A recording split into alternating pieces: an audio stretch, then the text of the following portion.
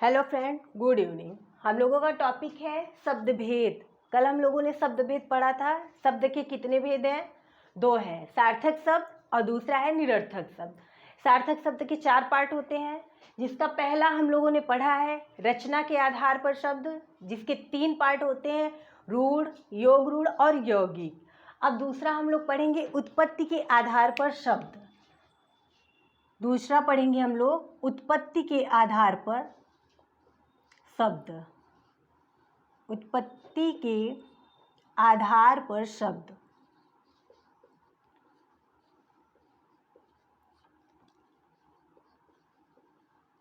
उत्पत्ति के आधार पर शब्द जो होते हैं 5 होते हैं। शब्द के भेद 5 होते हैं, लेकिन अगर उत्पत्ति के आधार पर शब्द के मूल भेद पूछा जाए तो वो सिर्फ 4 होते हैं। पहला है तत्सम। तत्सम,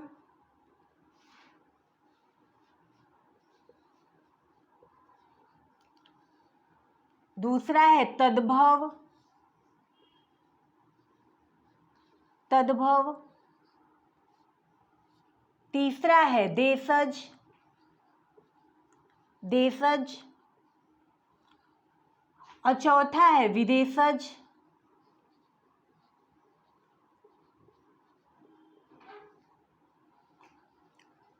ये चारों उत्पत्ति के आधार पर मूल भेद होते हैं। उत्पत्ति के आधार पर शब्द के भेद 5 होते हैं, लेकिन मूल भेद पूछा जाए तो वो सिर्फ 4 होते हैं। अब पांचवा है संकर शब्द। पांचवा है संकर शब्द।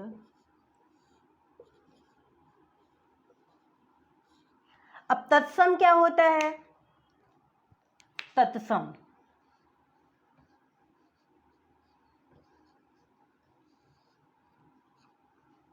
तत्सम का अर्थ होता है उसके समान। तत्सम का अर्थ होता है उसके समान, अर्थात वे शब्द जो संस्कृत से निकलकर हिंदी में भी ज्यों के त्यों बने हुए हैं उन्हें तत्सम कहते हैं। संस्कृत के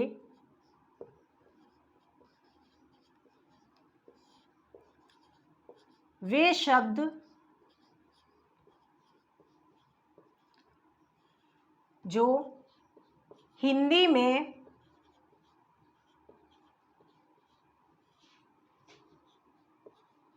ज्यों के त्यों, ज्यों की त्यों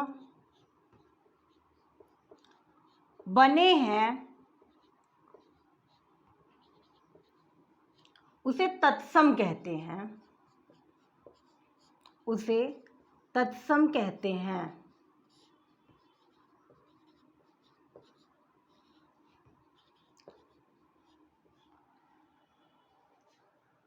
तत्सम, संस्कृत के वे शब्द जो हिंदी में ज्यों के त्यों बने हुए हैं उसे तत्सम कहते हैं।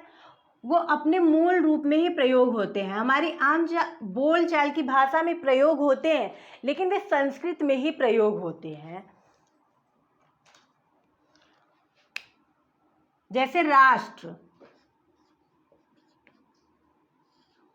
धेनु,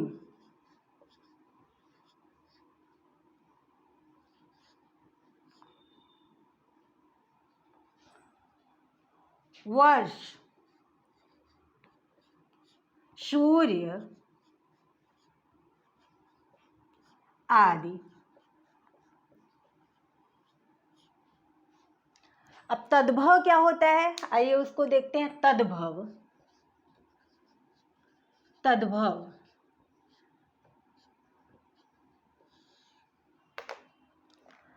तद्भव का अर्थ ये है कि जो संस्कृत से निकल करके हिंदी में आकर के अपना रूप परिवर्तित कर दिए हैं उन्हें तद्भव कहते हैं।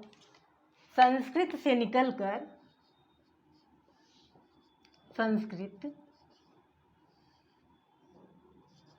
से निकलकर हिंदी में परिवर्तित हो गए हैं,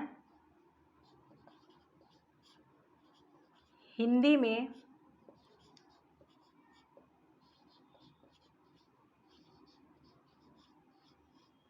परिवर्तित हो गए हैं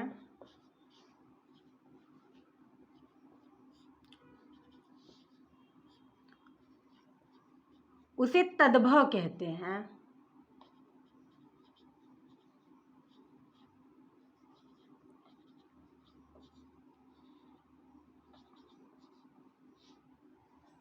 एग्जाम्पल, जैसे ये राष्ट्र है तो इसका हिंदी में जब ये परिवर्तित हो गया है तो इसका राज्य हो जाता है राज्य।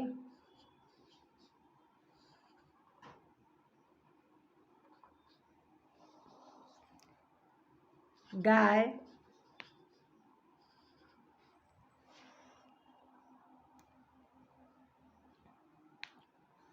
आँख आदि।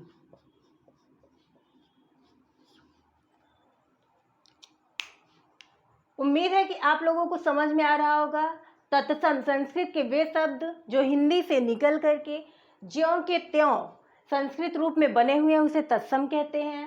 और तद्भव क्या है? संस्कृत से निकलकर जो हिंदी में परिवर्तित हो गए हैं उन्हें तद्भव कहते हैं। अब इसके आगे हम लोग देखेंगे देशज।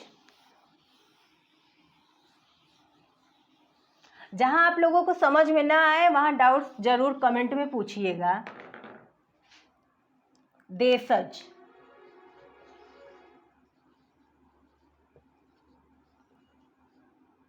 देशज क्या है? देशज दो शब्दों से मिलकर बना है, देश प्लस ज, देश और ज। देशज का अर्थ होता है वे भाषा जो हमारी आम बोलचाल की भाषा से उत्पन्न हुई है और वो गांव देहात तक ही रह गई है, उन्हें देशज शब्द कहते हैं। वे भाषा जो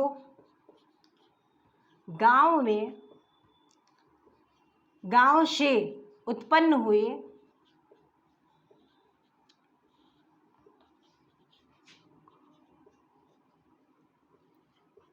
और यहीं तक सीमित रह गई।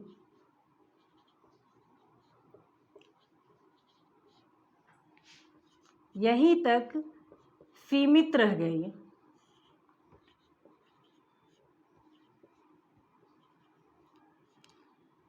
इसे देशज शब्द कहते हैं।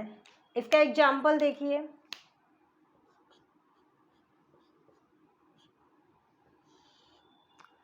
जैसे चिड़चिड़ाना, चिड़चिड़ाना, लोटा, थाली इत्यादि। इनके बहुत सारे उदाहरण हैं।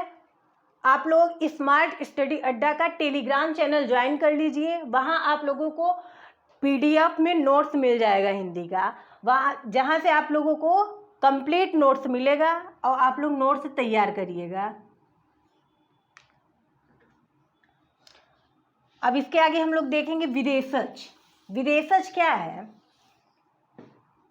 विदेशज, विदेशज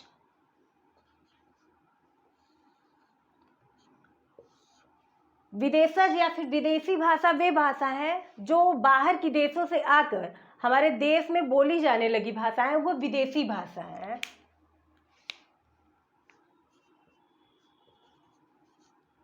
बाहर के देश से आकर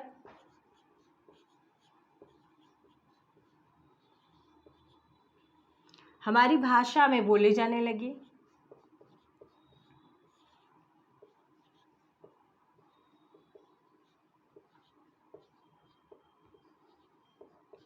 बोली जाने लगी।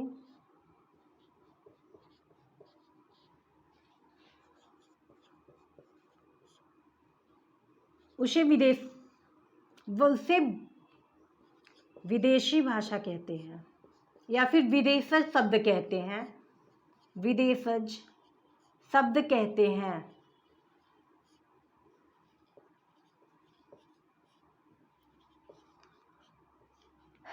इसका एग्जाम्पल है जैसे अलमारी,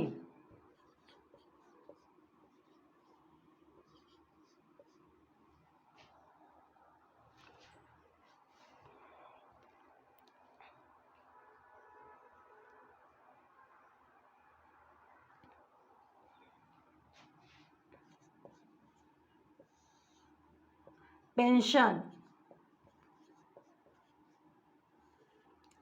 आलपिन,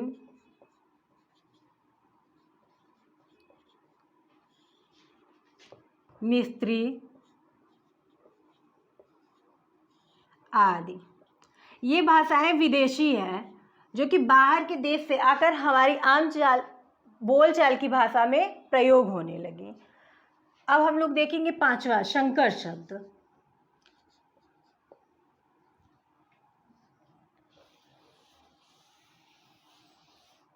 संकर शब्द,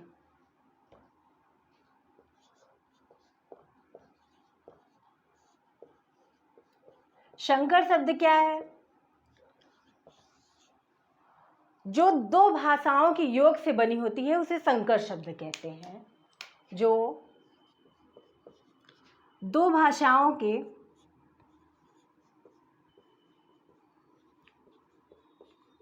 दो भाषाओं से मिलकर बनी है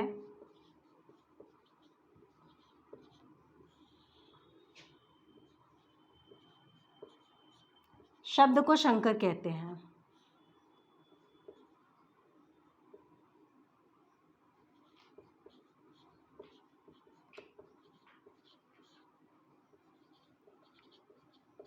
संकर शब्द वे शब्द हैं जो दो भाषाओं से मिलकर बने होते हैं। इसका एग्जाम्पल देखिए,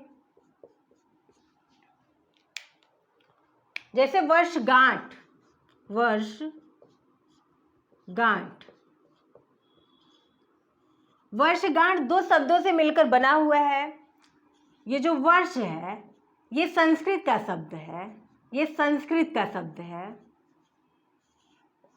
और गांठ जो शब्द है ये हिंदी का है, ये हिंदी का शब्द है। ऐसे जांच करता, जांच करता, जांच शब्द जो है ये फारसी है। जांच जो है फारसी शब्द है, फारसी। करता जो है हिंदी शब्द है, हिंदी। ये दो शब्दों के मेल से बने हुए हैं, इसीलिए इन्हें संकर शब्द कहते हैं। एक एग्जाम्पल और ले लीजिए, जैसे रेलगाड़ी, रेलगाड़ी। रेल जो है वो इंग्लिश शब्द है,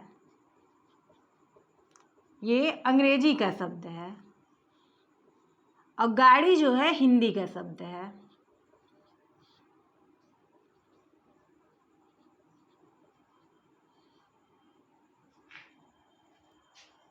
संकर शब्द जो दो भाषाओं से मिलकर बने होते हैं उन्हें संकर शब्द कहते हैं। जैसे वर्षगांठ, वर्ष संस्कृत का शब्द है, गांठ हिंदी का शब्द है, इसलिए ये दो भाषा हुई। रेलगाड़ी जैसे तो अंग्रेजी का शब्द है, गाड़ी हिंदी का शब्द है। जांच करता, जांच फारसी शब्द है, करता हिंदी शब्द है। आइए हम लोग आगे देखते हैं।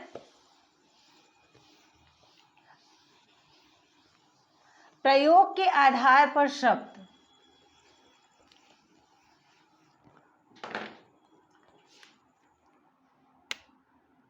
तीसरा है प्रयोग के आधार पर शब्द। प्रयोग के आधार पर शब्द।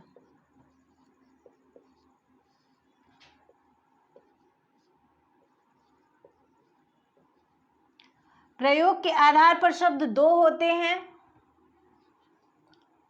पहला है विकारी,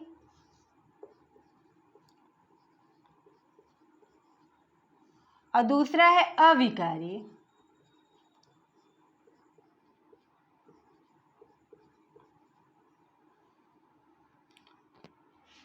विकारी क्या होता है? विकारी शब्द विकारी शब्द वे शब्द होते हैं जो लिंग, वचन और कारक के अनुसार अर्थ को बदल देते हैं, उन्हें विकारी शब्द कहते हैं।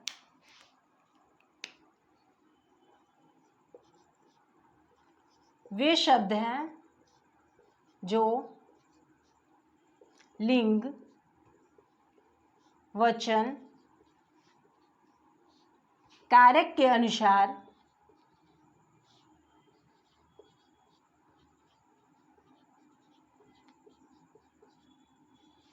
अपना रूप परिवर्तित कर देते हैं, रूप परिवर्तित कर देते हैं या फिर कहिए बदल देते हैं,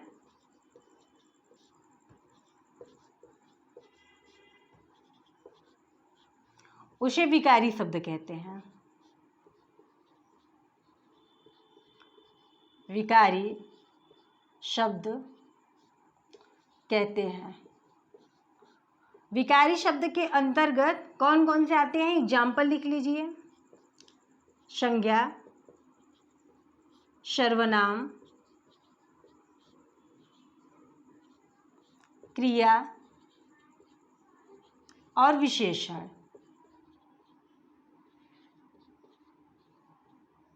ये 4 विकारी शब्द हैं। अब देखते हैं अविकारी शब्द। अविकारी शब्द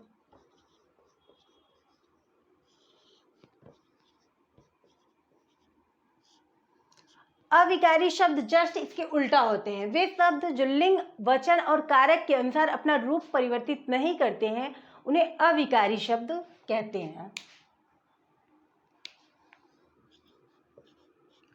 वे शब्द जो लिंग, वचन,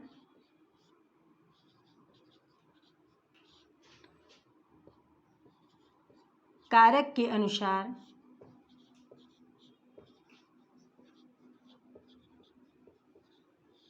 अपना रूप नहीं बदलते, अपना रूप नहीं बदलते,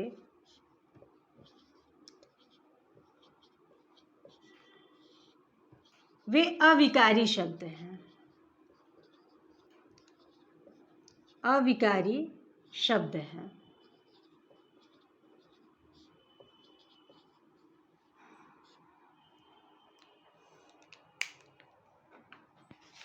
अविकारी शब्द कौन कौन से होते हैं?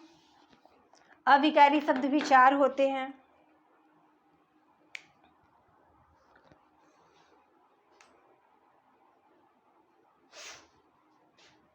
पहला है क्रिया विशेषण। क्रिया विशेषण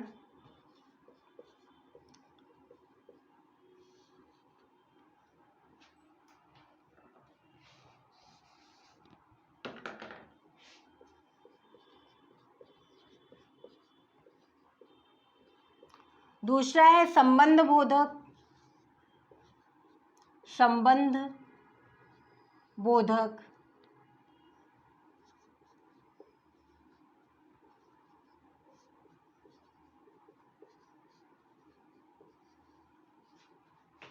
तीसरा है समुच्चय बोधक।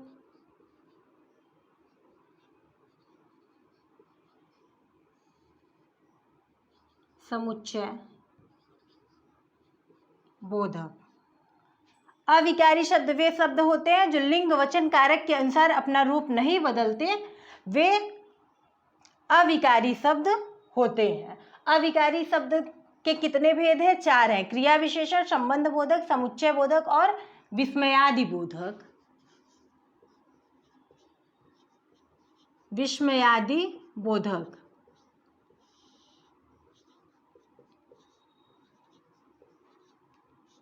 ये 4 होते हैं। अब हम लोग पढ़ेंगे, एक और बचा है, अर्थ के आधार पर शब्द। अर्थ के आधार पर शब्द।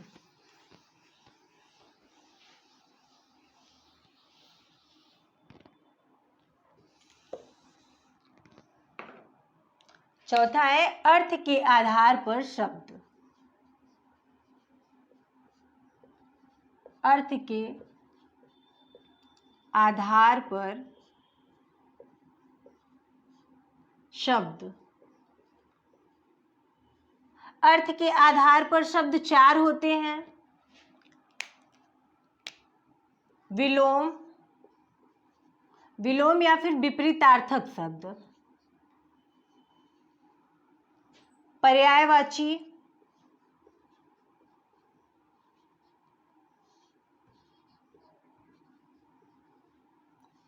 समश्रुति भिन्नार्थक शब्द,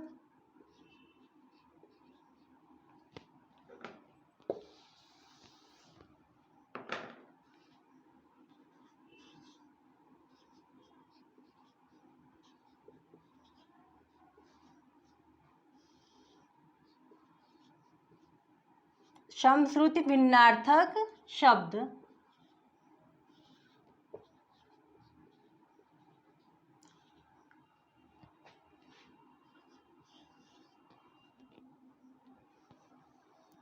और चौथा होता है अनेकार्थी शब्द।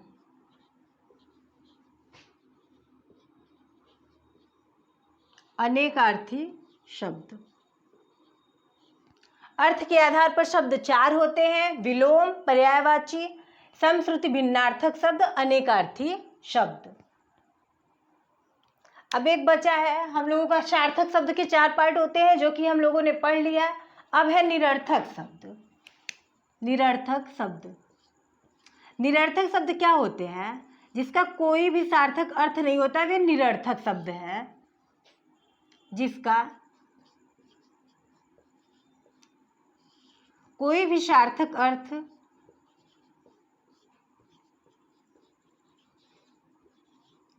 अर्थ न हो,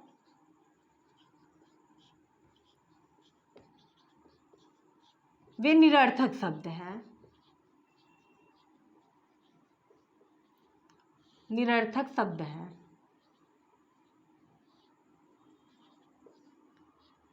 जो मतलब कि सार्थक शब्दों के साथ में बोले जाते हैं, जैसे राम वाम,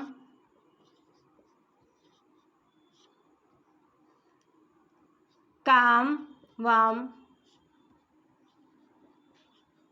ये सार्थक शब्दों के साथ में बोले जाते हैं। इनका कोई भी अर्थ नहीं निकलता, ये निरर्थक शब्द हैं। हम लोगों ने शब्द भेद के पार्ट को पढ़ लिया। सार्थक और निरर्थक शब्द, सार्थक शब्द के 4 पार्ट होते हैं जिसको हम लोगों ने देख लिया। निरर्थक शब्द क्या है इसको भी हम लोगों ने देख लिया। आप लोग इसको अच्छे से पढ़िएगा। उसके बाद आप लोग स्मार्ट स्टडी अड्डा का टेलीग्राम चैनल ज्वाइन कर लीजिए। वहाँ से आप लोगों को पूरे क्लास की PDF मिल जाएगी, जहाँ से आप लोग अच्छे से नोट्स बना लीजिएगा। मेरे पढ़ाने का तरीका थोड़ा सा अलग है। हम किताबी भाषा को नहीं बताते हैं, अपनी लैंग्वेज में बताते हैं ताकि आप लोगों को अच्छे से समझ में आ जाए। इसलिए आप लोग टेलीग्राम चैनल को ज्वाइन कीजिए, वहाँ से आप लोगों को कंप्लीट नोट्स मिल जाएगी।